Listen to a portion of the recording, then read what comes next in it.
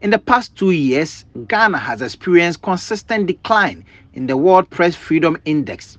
The country has dropped 2 places in the latest ranking, moving from the 60th position in 2022 to the 62nd in 2023 out of 180 countries. Thus, many have attributed to the abuse of journalists, including the murder of investigative journalist Ahmed Hussein Swali in 2019.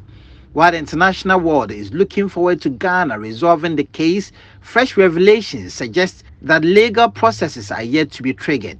On this day, we cannot forget Ahmed Swali. Over 4 years after his gruesome murder, we continue to seek justice for him by putting pressure on the authorities concerned to up their game.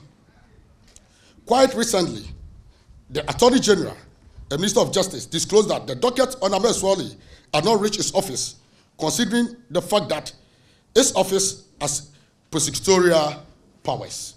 The GJA president also blamed the decline on the never-ending abuse of journalists. One of our colleagues, Noah Nati Dame of Radio Ada, was recently detained for 7 days on false publication charges due to these bad laws. And this has affected our 2023 World Press Freedom Index, our ranking on 2023 World Press Freedom Index. Ghana has moved from 60 to 62. Ghana has moved from 60 to 62. Let's take note. 2 backwards. Government, however, maintains that it has worked to deepen press freedom in Ghana. Mauli Segbefia is head of policy planning at the Information Ministry. The creation of a liberalized media space with its attendant proliferation of television, radio, newspapers, and the use of the internet, the repeal of the criminal libel laws, and the passage into law of the right to information have all assisted in guaranteeing access to freedom and justice for the media and the public in general. This development has introduced a refreshing pluralism onto our media landscape and has opened access to new and diverse voices that have promoted democracy and participation in governance and development.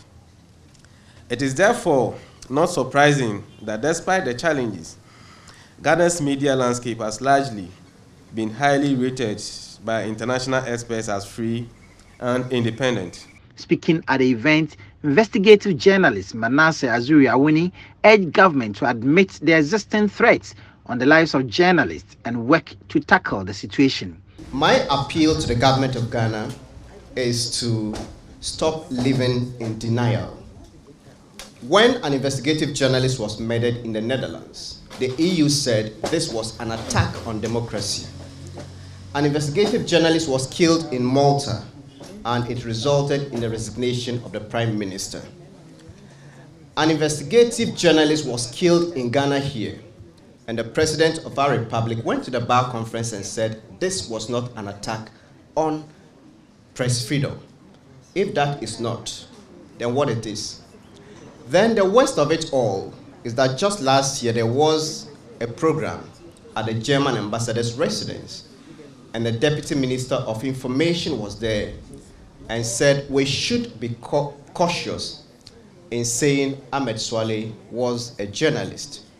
And her reason, the ministry had done their checks at the the NMC, National Media Commission, the GJA, and also Giba and others, and they did not find Ahmed Swali's name there as a journalist.